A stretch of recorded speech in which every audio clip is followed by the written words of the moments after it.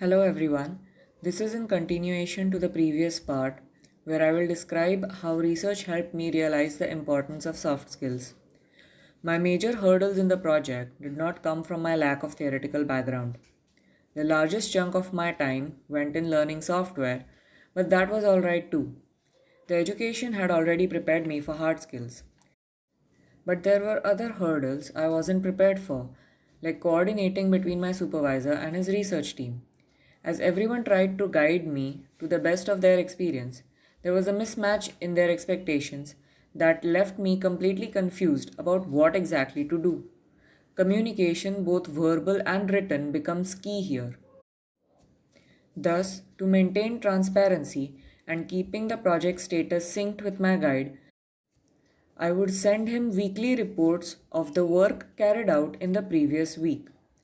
Realizing soon that he was busy and his time being more precious than mine, I condensed it into a checklist so he could see clearly my to do list being checked off. I put the ticks from the previous week in bold and plan for the next week in blue to make them stand out.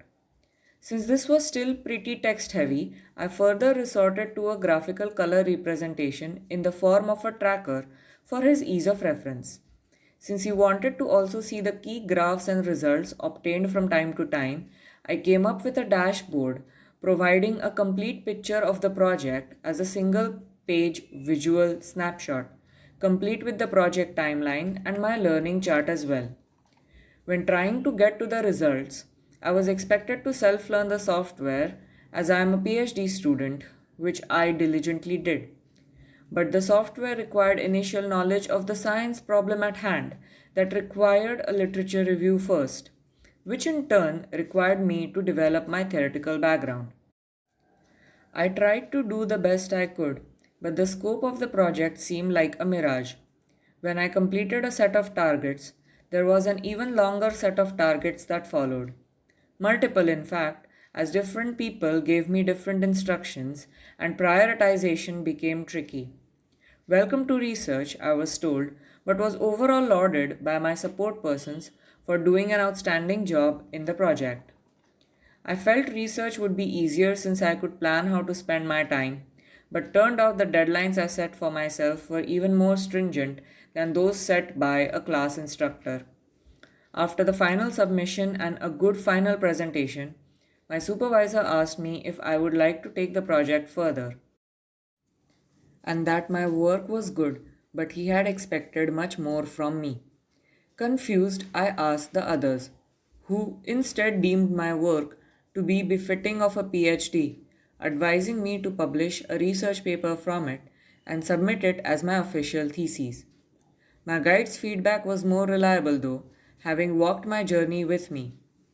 I happened to come to know that my project was being recommended and circulated by my supervisor's collaborator, a renowned astrophysicist at the Indian Institute of Technology, IIT Bombay, the most prestigious educational institute in the country, who in turn circulated it further to more people working on similar areas in order to take my work further.